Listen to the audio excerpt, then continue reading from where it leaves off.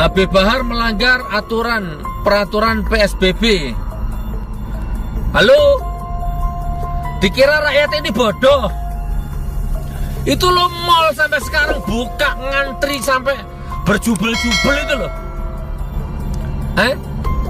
Pasar tradisional dioprak-oprak, mallnya buka itu loh. Itu PSBB dilanggar. Halo? Kemarin yang adakan konser itu siapa? Saudaraku, susah cari waktu ya untuk membahas Habib Bahar ya, karena 2 hari ini kita selalu di jalan. Nah, ini ada kesempatan dikit di mobil, kita manfaatkan ya, membahas Habib Bahar. Membahas Habib Bahar, mudah-mudahan memberikan sumbangsih pikiran ya. Jadi intinya Habib Bahar itu bebas bersyarat, intinya begitu teman-teman ya, bebas bersyarat. Program asimilasi, maksudnya itu bebas, yang penting tidak boleh melanggar persyaratan-persyaratannya gitu kan. Ya diantaranya mungkin mengisolasi diri, tidak boleh ceramah dulu, tidak boleh provokator kan gitu ya, bahasanya rezim kan begitu, bla bla bla bla bla. Oke, saya potong ceritanya teman ya, biar gak panjang-panjang. Intinya Habib Bahar bebas, kemudian dikawal dengan umat gitu kan. Kemudian begitu sampai rumah, sampai di pondok, di kediaman beliau, Habib Bahar langsung ceramah gitu kan. Ya saya tahu situasinya beliau itu, saya paham ya. Kadang-kadang kita itu memang terjebak oleh situasi yang tuntutan ya, kebutuhan umat.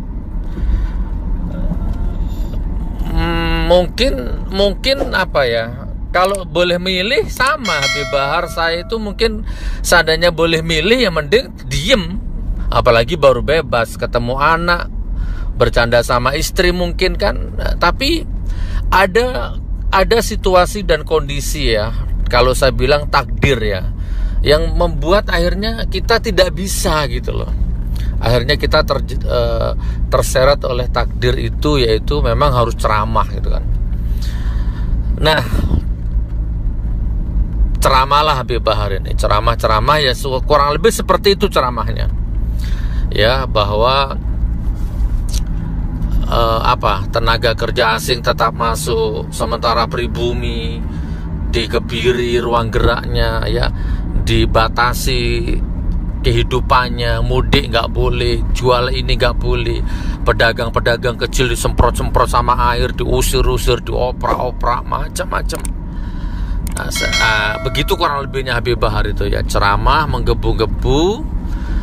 Nah, kemudian jam 2 dini hari kalau saya tidak salah, Habib Bahar dijemput lagi dan dimasukkan lagi ke penjara. Oke, dengan dalih ya tadi itu melanggar peraturan, menciptakan keresahan kepada masyarakat. Itu poin pertama ya. Ceramahnya provokator, meresahkan masyarakat, terus kemudian melanggar peraturan PSBB dan lain sebagainya. Nah, ini yang akan saya kupas teman ya.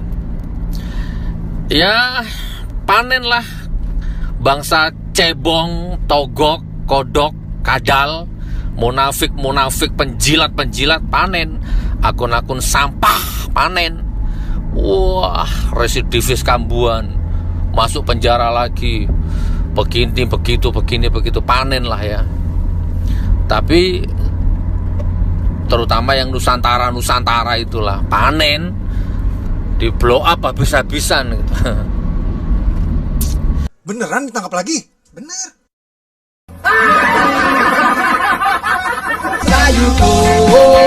Sayur makan di penjara sayur.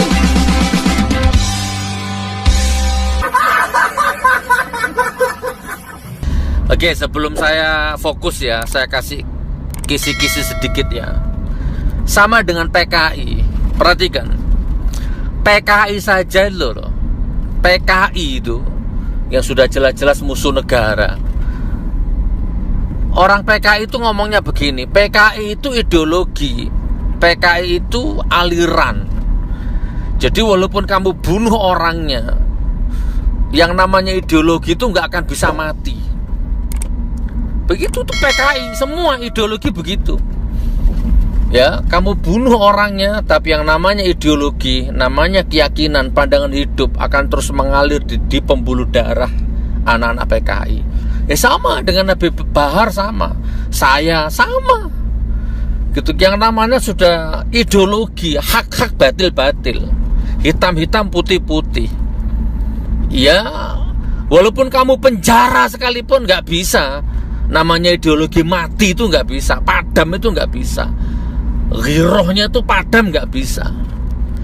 Ya kan, bagi kaum munafik yang kenyang waharam aja, penjara itu menakutkan atau mungkin menjijikkan. Zujina lil ladzina kafarul hayatud dunya wa yaskharuna minal ladzina amanu wal ladzina taqaw fawqahum yaumal qiyamah wallahu yarzuqu may yasha'u bighairi hisab. Ya, orang-orang dunia ini dibikin indah untuk orang-orang kafir. Mata orang-orang kafir tuh, orang-orang munafik penjilat itu ya, betapa indahnya dunia ini. Saking indahnya sampai mereka rela menggadaikan akidahnya, rela menggadaikan imannya, gitu kan. Dan mereka ini menuduh orang-orang beriman itu orang-orang yang jelek, orang-orang yang seperti Habib Bahar ini residivis lah, provokator lah, menebar kebencian lah. Itu bagi mereka. Padahal yang disuarakan Habib Bahar itu ya hak-hak batil-batil. Oke, sekarang saya fokus ya. Gus Nur, gimana pendapatmu tentang Habib Bahar ditangkap lagi, dijebloskan lagi ke penjara? Nih pendapat saya pertama. Habib Bahar dijemput lagi di penjara, katanya meresahkan masyarakat. Catat ini. Demi Allah, yang meresahkan masyarakat itu bukan Habib Bahar. Demi Allah, yang meresahkan masyarakat itu adalah BPJS-nya naik. Ya. Masyarakat, coba perhatikan sekelilingmu, coba perhatikan, baik di media sosial ataupun di dunia nyata. Perhatikan. Mereka semua kisruh, carut marut, ekonomi, perdagangan, sosial, politik. Mereka carut marut bukan karena Habib Bahar. Perekonomian merosot bukan karena Habib Bahar. Masyarakat resah bukan karena Habib Bahar. Masyarakat resah ini karena BPJS-nya naik, masa depannya nggak jelas, ya, amanahnya dikhianati oleh rezimnya, oleh DPR-nya, bukan oleh Habib Bahar. Habib Bahar meresahkan, enggak. Yang ngomong gitu tuh munafik itu. Dek, jalur kiri aja, lari 100 nggak apa-apa. Pakai ini, lari 100. Habib Bahar meresahkan, begitu bebas meresahkan. Enggak. Habib Bahar ceramah di depan umatnya dan umatnya senang, happy. Saya ulang ya, yang meresahkan itu adalah rezim ini. Udah tahu rakyatnya cari makan susah, BPJS-nya dinaikkan. Mudik nggak boleh, ini nggak boleh, TKA masuk terus. Oke, saya nggak usah bertele-tele lah, ini emosi kalau diteruskan. Yang kedua, Habib Bahar melanggar peraturan PSBB. Apa PSBB itu? Lupa dia. Apa itu PSBB itu? Sosial berskala besar itu loh, nggak boleh kemana-mana maksudnya. Halo? Dikira rakyat ini bodoh? Itu lo mall sampai sekarang buka, ngantri sampai berjubel-jubel itu loh. Pasar tradisional dioprak-oprak, mallnya buka itu loh. Itu PSBB dilanggar. Halo? Kemarin yang ngadakan konser tuh siapa? Memang rezim ini rezim.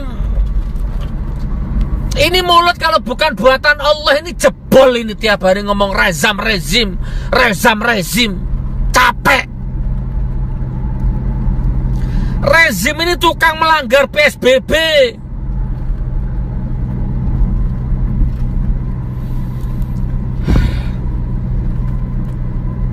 Habib Bahar meresahkan. Lucu aja. Yang meresahkan itu mereka, penguasa, rezim. Habib Bahar melanggar PSBB. Nanti tak putarkan video-videonya itu. Mall-mall Cino-Cino bebas melenggang, mau buka sampai ngantri-ngantri itu. Mana PSBB-nya? Kemarin konser tuh mana? Social distancing, jaga jarak, mana? Kok nggak ada? Nggak ada yang pakai masker, ada yang nggak pakai masker, berdempetan. Kok boleh konser? Boleh. Kalau konser boleh. Kalau Habib Bahar nggak boleh. Kalau mall boleh, kalau pasar tradisional nggak boleh.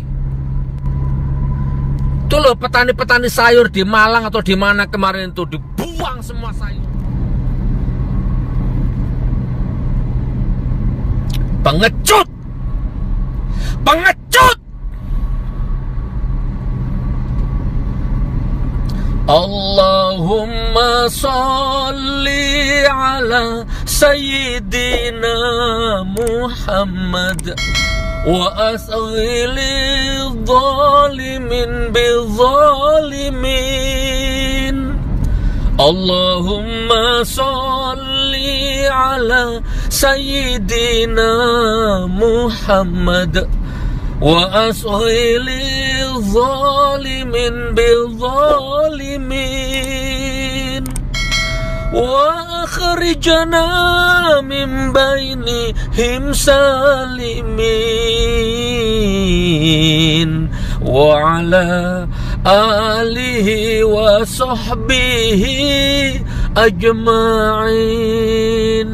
Hancur kamu nanti, perhatikan, demi Allah, wallah, imanku yang mengatakan hancur kamu nanti. Gak usah nanti, sekarang hancur kamu. Siapa yang membuat yang mempermainkan nasibnya Habib Bahar kemarin? Ya, enaknya mengeluh, enaknya jemput siapa? Hancur kamu nanti. Kan kita itu gini loh. Terserah Anda mau pakai lihat fenomena negara ini, mau pakai kacamata manusia, ya, kacamata rezim, kacamata munafik, penjilat, atau mau pakai kacamata Allah. Kan tinggal begitu pilihannya. Di mata rezim, di mata munafik, di mata cebong, Habib Bahar meresahkan umat. Tapi kalau di mata Allah ternyata tidak. Karena ternyata setelah diakumulasi yang meresahkan ternyata bukan Habib Bahar. Setelah diakumulasi sama Allah, ternyata yang meresahkan masyarakat itu adalah penguasanya. Gimana coba? Hancur nggak? Hancur. Tunggulah sebentar lagi. Sabar. Imanku mengatakan hancur.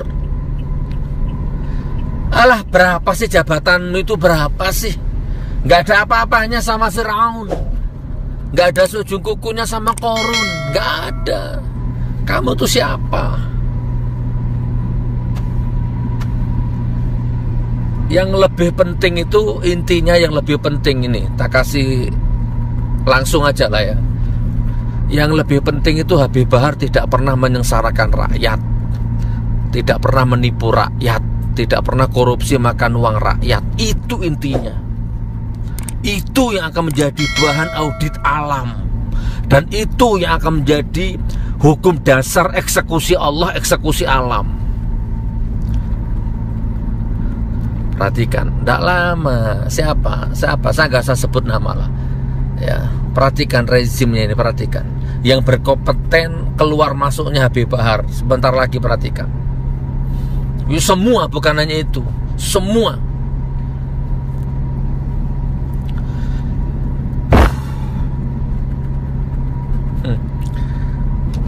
Habib Rizik diisolasi, Habib Rizik diasingkan. Jadi kayak Buya Hamka. Jadi ingat Sayyid Qutb. Hukum dibolak-balik seperti ini. Rezim yang bikin peraturan, rezim yang melanggar peraturan. Saya ulang ya, rezim yang bikin peraturan, rezim yang melanggar peraturan. Bukan Habib Bahar.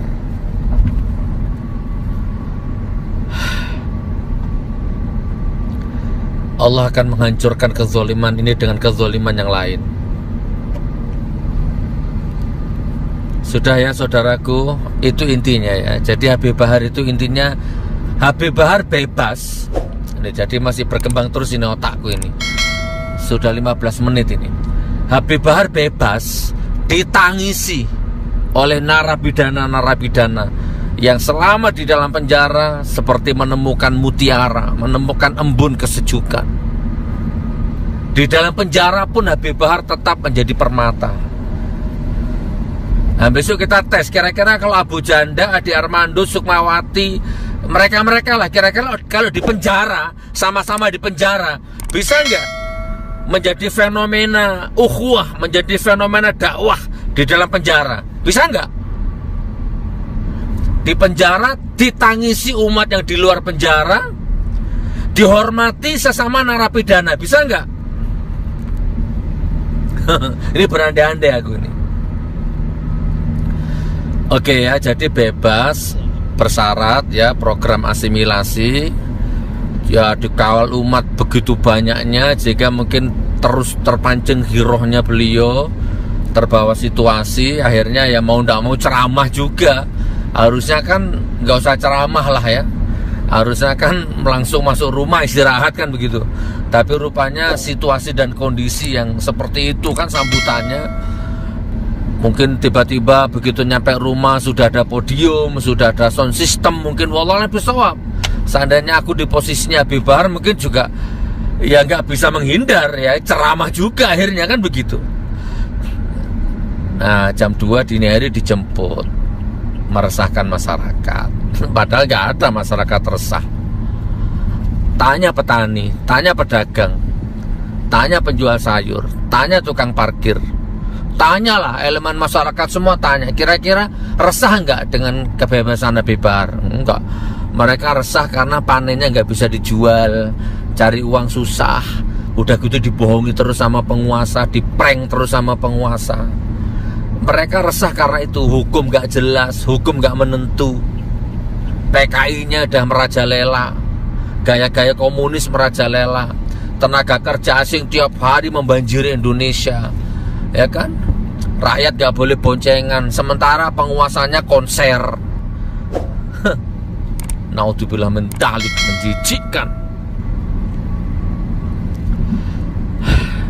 Ya sudah saudaraku, ini yang bisa saya sampaikan sebagai apresiasi ya, sebagai simpati saya. Mudah-mudahan video ini dicatat sebagai amal ibadah sama Allah, dan mudah-mudahan sholawat asyikil tadi itu disadap oleh alam dan nggak lama lagi diolah menjadi halilintar, menjadi puting beliung ya, menjadi kekuatan dahsyat yang akan menghancurkan kaum-kaum munafik itu nanti insya Allah.